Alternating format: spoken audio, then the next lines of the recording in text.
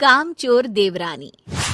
एक बार की बात है, सुषमा अपने पूरे परिवार के साथ खुशी खुशी मोहन नगर में रहती थी। उसकी 2 बहुएं थी, पल्लवी और शिवानी। एक दिन दोनों बहुएं रसोई में काम कर रही होती है कि तभी उनकी सास सुषमा उन्हें बुलाती है। अरे बहू, जरा इधर तो आना। शिवानी, जरा जाकर देखना सासू माँ क्या कह रही हैं। दीदी आप ही देख लो ना जाकर, आपको भी तो सुनाई दे रहा है। अरे मैं आटा गूंद रही हूँ ना, तुम चली जाओ। हाँ तो मैं भी तो सब्जी काट रही हूँ ना दीदी। अरे बहू, जल्दी आओ।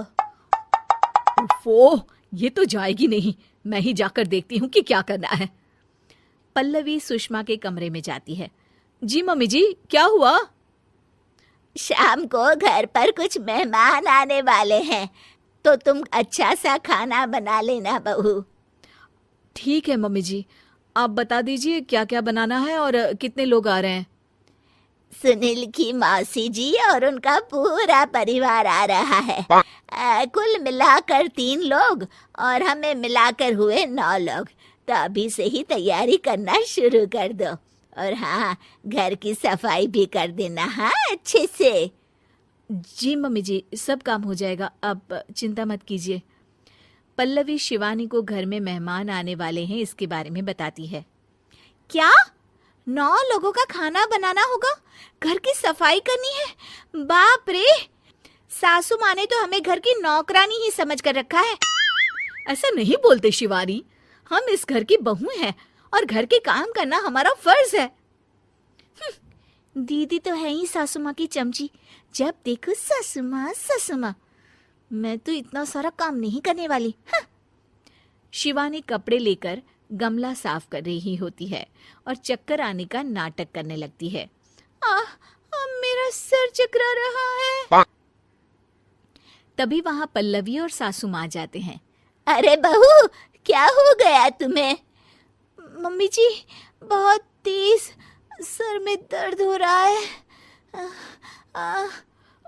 तुम एक काम करो शिवानी, आराम कर लो। नहीं नहीं दीदी, घर में मेहमान आने वाले हैं, मुझे आपकी मदद करनी चाहिए। अरे कोई बात नहीं शिवानी, तुम आराम कर लो, मैं सब काम कर लूंगी। ठीक है दीदी, अगर आप इतना कह रही हैं तो आराम कर लेती हूँ। शिवानी आराम से अपने कमरे में मैगजीन पढ़ रही होती है। इसे कहते हैं आराम की जिंदगी। इतना सारा काम। चलो, सारा काम खत्म हो गया, शिवानी को देख आती हूँ।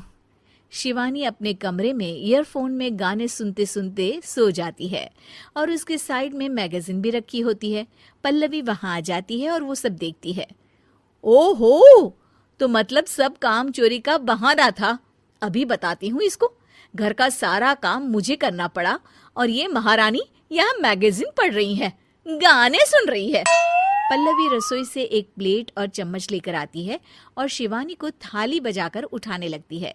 शिवानी अचानक से उठती है। उठ गई महारानी, गाने भी सुन लिए, मैगजीन भी पढ़ ली। तुम तो बहुत बड़ी झूठी निकली शिवानी। तुमने सर दर्द का बहाना बनाया ताकि काम करने से बच सको। हाँ, बनाया बहाना, तो क्या करती, इतने सारे काम करती। मुझे कोई शौक नहीं है चापलूसी का। क्या चापलूसी? तुम्हें लगता है कि मैं सारे काम चापलूसी के लिए कर रही हूँ? और नहीं तो क्या। तभी वहां सासू माँ आ जाती हैं। अरे बहू, वो लोग बस आने ही वाले हैं, तुम तैयारियां कर लो। जी सासू माँ, तुझे तो मैं बाद में देखती हूँ। सब खाना खाने बैठते हैं और खाना शुरू करते हैं। तभी सुनील की मौसी बोलती है। वाह भाई वाह, खाना तो बहुत ही अच्छा बना है सुषमा जी, एक एक चीज में क्या स्वाद है।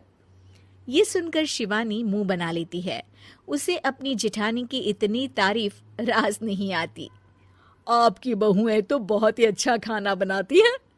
हाँ, बनाती तो दोनों। यार कोई अच्छा सा प्लेटफॉर्म बताओ जहां से मैं डेली का अपना और अपने फैमिली का खर्चा निकाल सकूं और उसमें ज्यादा इन्वेस्टमेंट ना हो। ठीक है, मैं तुम्हें एक ऐसा बिजनेस बता रहा हूं जिससे तुम अपना और अपने परिवार का खर्चा आसानी से निकाल सकते हो और अपना छोटा सपना भी पूरा कर सकते हो। उस बिजनेस का नाम है यूटैग बिजनेस। तो आज ही स्क्रीन पर दिए नंबर पर कॉल करो। ही अच्छा है, पर आज ना ये सारा खाना बड़ी बहू ने बनाया है। छोटी बहू की तबीयत ठीक नहीं थी, सो इसलिए। मानना पड़ेगा सुषमा जी, आपकी बड़ी बहू तो बहुत ही गुणवान है। पल्लवी की तारीफ सुनकर शिवानी को जलन होती है। पल्लवी ये सुनकर खुश हो जाती है और शिवानी की तरफ देखकर उसे चिढ़ाती है। कुछ देर बाद मेहमानों के जाने का वक्त हो जाता है। मौसी जी सबके लिए उपहार लाई होती है। वो सबको शगुन के पैसे देती हैं और अंत में पल्लवी के पास आती है। तुम्हारे लिए शगुन का लिफाफा तो है ही, पर बहू तुम्हें एक और उपहार भी मिलेगा इतना अच्छा खाना बनाने के लिए। मौसी अपने सोने के कंगन निकालकर पल्लवी को पहना देती है। ये लो, ये मेरे मनपसंद कंगन है, अब से ये तुम्हारे हुए। धन्यवाद मौसी जी। ये देखकर शिवानी तो पूरी तरह से जल जाती है और गुस्से से रसोई में चली जाती है। तभी वहां पल्लवी आ जाती है और उसे अपने कंगन दिखाने लगती है। देवरानी जी, अब आपका सर दर्द ठीक तो है ना? मुझे लगता है कि अब सर दर्द शुरू हो गया होगा आपका।